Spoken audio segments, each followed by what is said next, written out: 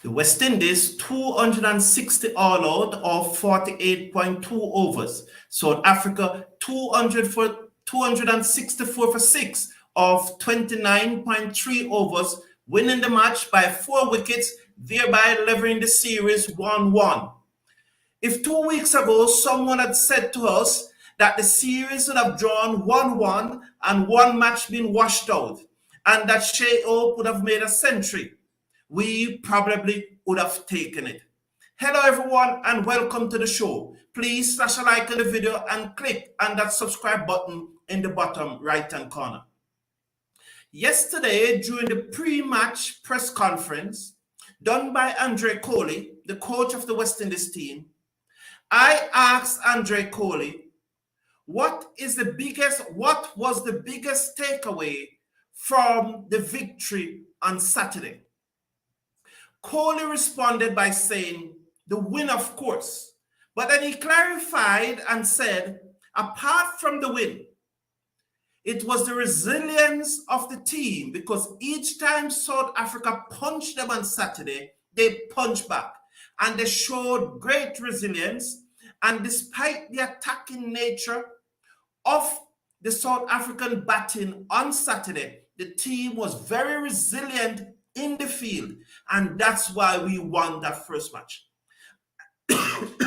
I put it to you that this team today was not resilient.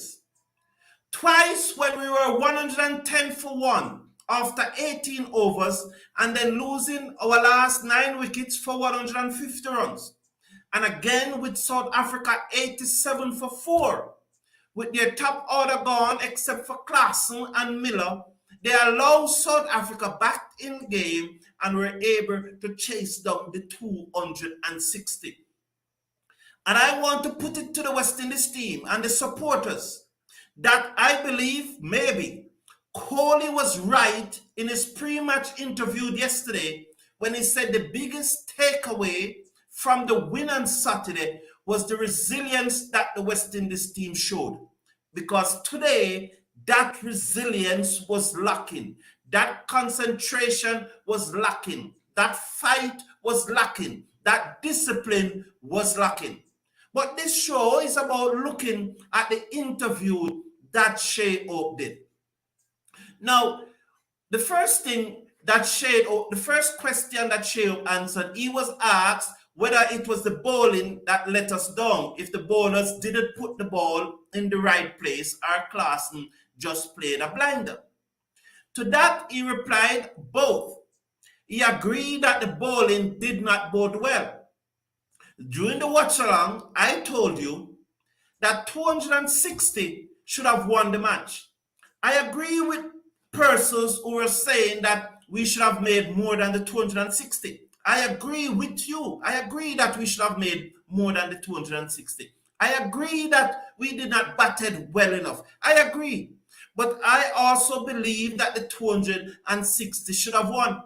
And Hope in his interview admitted that the bowlers did not put the ball in the right place. We did not bowl consistently enough.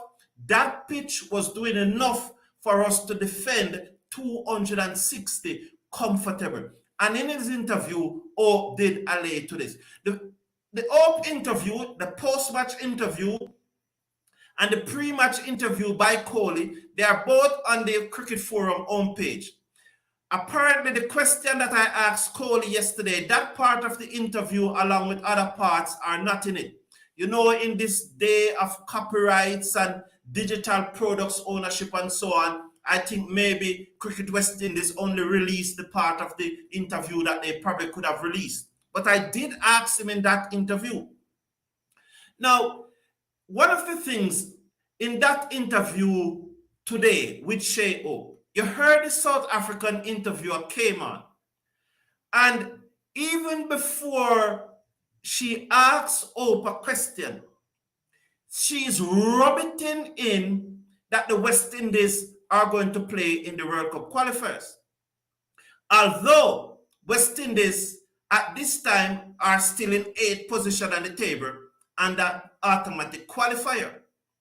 Now Sri Lanka can surpass West Indies, But for Sri Lanka to surpass West Indies, they would have to beat New Zealand 3-0 in New Zealand, and that is unlikely to happen. 2-0. They have to at least win 2 of the matches in New Zealand. So Sri Lanka will at least have to win 2 of their 3 matches in New Zealand. And we know it can happen, but it is unlikely that Sri Lanka will win 2 out of 3 matches against New Zealand in New Zealand. The other team that can surpass us, of course, is South Africa. Now, South Africa have 2 matches remaining, and if they win one of those matches, they will surpass the West Indies and go into 8th position.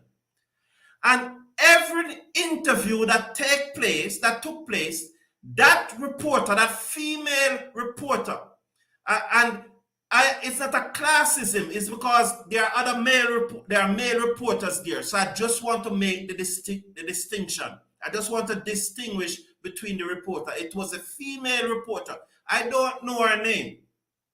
She started again by rubbing in the fact that it is very unlikely that West Indies will qualify directly for the World Cup and will have to play in the qualifiers. But I want to remind that reporter, and I hope they are listening, and I know people from South Africa are listening because I saw the chats, I saw the comments. I want to remind you that West Indies have won 2 ODI World Cup. They have won 2 T20 World Cup. We have won a Champions League World Cup. We have won the Champions League already.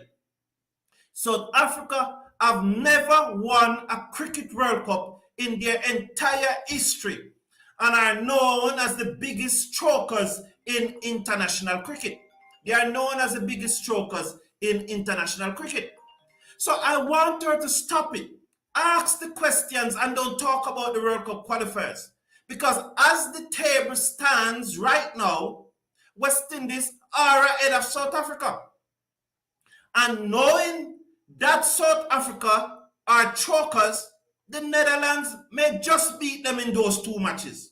Or maybe rain fell, one of them wash out, and the Netherlands win the other match, because they are chokers. We saw that even in the T20 World Cup last year, when I think there's the same Netherlands that they need to beat to go through, and they choke. So I'm very annoyed and frustrated that each time that lady is asking a question, especially at the start of the interview. And as I said, the interview is on the Cricket Forum page, so you can listen it, you can watch it. She asks by stating the fact, I consider in almost an insulting way, by saying, you will need to play the World Cup qualifiers. I don't know. You would need to play the World Cup qualifiers to qualify for the World Cup. I don't know where that comes from. I don't know why she keeps on doing it. And I think somebody should tell her to stop. Now, there was something very interesting that Hope said in that interview about Joseph. He said that every time he hands the ball to Joseph, and previous captains too, you just expect something to happen because Joseph always gives his all. He said that Joseph watched a lot of videos, not video games, cricket videos, to try and learn and to improve his game. He says always seeking to learn. He said that Joseph worked hard. He's always looking to improve his game. And he said something that I think was very profound. He said the rest of the team needs to take a page out of Joseph's books, That was very profound in the interview. Yes, Hope said the rest of the team needs to take a page out of Joseph's books, because clearly Joseph is a hard worker, is a diligent worker, and he's always looking to improve his game. And so I want to say congratulations, Joseph. And I'm really looking forward to the days. I'm looking forward to the days when Seals is back and he and Joseph is opening the West Indies bowling attack. Because I think that Seals is a genuine world-class bowler. I said this 2 years ago. So my reputation is on the line as far as Seals is concerned. And I certainly hope that he returned better than when he got the injury. He returned stronger. I really want to see Joseph and Seals bowling that new ball for the West Indies. In that interview also, that post-match press conference, Shai all said, we were ahead of the game. We were ahead of the game, just as I said in the watch along. With South Africa 87 for 4 and 4 of their top 6 batsmen out, still needing another 174 runs to win the match. West Indies should have won from there. We were ahead of the game. And just like Kohli said, that we showed great resilience on Saturday. Clearly, we did not show any resilience today. We just did not get back at the South African. We allowed the South Africans to have their own way. We did not bowl well. We should have scored more runs, as I said, but that 260 was defendable, and especially at 87 for 4, we should have won that match from there. Please slash a like on the video. Click on that subscribe button. It's free to subscribe and you click only once. AR, they are just as punctuous as the SA commentators. Yes, that is true, AR. Joseph was outstanding and need backup on the other end. He got those first 2 wickets in no time. That was very true. Joseph and Hussein bowl well. And someone, a legend of the chat, Gerard Mead, I think, put a comment in the comment section and said that it is unfair for me to say that the team did not bowl well. But I just want to make this point. Collectively, because remember, it's a team, it's not an I. Collectively, the team bowl well. And collectively, the team did not bowl well as a unit, as a bowling unit, and Joseph is a part of that bowling unit. But I also made the point that of those bowlers that played today, the only bowlers who are sure to be in the next team is Joseph and Hussein. If Simit, Carrier, or Older get dropped, none of them can complain. Their supporters should not complain. The only 2 bowlers who really showed any class today was Hussein and Joseph. And so I made that point clear. But as a unit, as a bowling unit, and it doesn't matter how well Hussein and Joseph bowl, if they do not get backed up from the other bowlers, unless they are going to take all 10 wickets between the 2 of them, and that doesn't happen very often.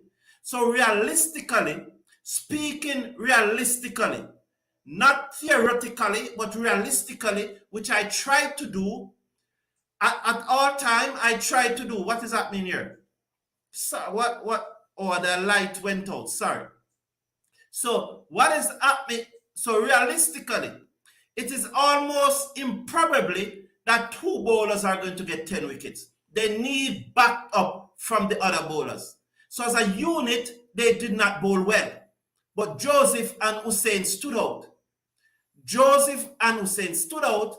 Simit and Carrier were very poor, very disappointing. And Older was equally disappointing. But I think Simit and Carrier going for 16 and 14 runs per over respectively was atrocious.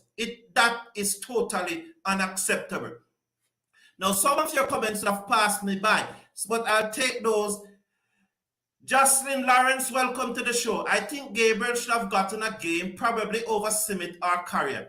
That is true, and we can look at hindsight. And as I said, I have no problem if they had included Gabriel in the team, right? I have no problem if they had included Gabriel in the team. And I have no problem that they played this 11. Because hindsight is 2020 vision, and we are all Monday morning quarterbacks, to borrow a term from American football. Gabriel gonna bowl no balls. So that's the beauty of sports. That's the beauty of this community. That's the dynamics of this community. We all see things differently. And what we have to do is to judge people on their performances, not on our favorite players, but how people perform. So it's the performances that we judge them from. Because there is it. One person saying Gabriel should play, another one saying that Gabriel should not play. That's wonderful. I love when with the different opinion. I always welcome the different opinions. How did they allow a part-time bowler to bowl 10 overs for 30 runs? Because we were not rotating the strike. We needed to rotate the strike. It was poor. Markham should have gone for at least 50, 55. I thought the ground staff was watering the grass behind you. Oh, no, sorry. Sorry, it was a light problem. Good night, host. We needed to score 300. Yes, Salisha, welcome back to the show. Thank you for tuning in. Thank you. Glad to see you, Salisha. I agree. We could have scored 300, and we should have scored 300, Salisha. But I also think that the 260 was defendable. I just think that we bowled very, very poorly. Right, the bowling was horrific. I agree with you. I don't have an issue with that. Problem is, Hope is the only one who can bat 50 overs. That's a good point she made there now. Earlier today in the watch along, I made the point that the last 2 times the West Indies batted 50 overs in an ODI match is when Hope scored a century. The century in his 100 test match against India, and another century again Saturday. Those were the last 2 times that West Indies batted 50 overs in an ODI match. And somebody else in the top 6 need to step up and start scoring centuries. And then the team will be performing much better. Good solid point, Salisa Mohammed. Why Moti not in the ODI squad? Depending too much on Hope and Joseph. We need other players around us. Mr. Cricket Forum, can wait to see who gonna play in the first T20. Charles and Shepherd supposed to be in the playing 11. But a biased selector like Mr. Ains is gonna be biased. Chase, Brooks, Reefer gonna play. I really expect that, well, Charles will play. It would be unfair and unjust not to play Charles in the T20 team. And I believe, I have always said it, even before the World Cup, Romario Shepherd should be in every West Indies T20 team. West Indies is the only cricket nation that would leave Romario Shepherd out of their T20 team. I really want to see Powell bat. Okay, good. The only team in the world that can actually beat us is India, in my opinion. Okay, good. Those are some nice comments coming in. Kimo Paul, Romario Shepherd, Odin Simit, Fabian Allen, Raheem Cornwall. Give them a chance. We have the bowling talent. Give them a chance. That's Sherwin. That's your team there, or those are the persons that should be dropped out, Sherwin? Thank you for your comment. What happened to Elvin Lewis? Sheldon told us today that Elvin Lewis is serious about getting back into West Indies cricket, and he's now playing senior cup cricket in Trinidad. So that's the level below the Trinidad national team. That's the level you play at if you want to be selected for the Trinidad national team.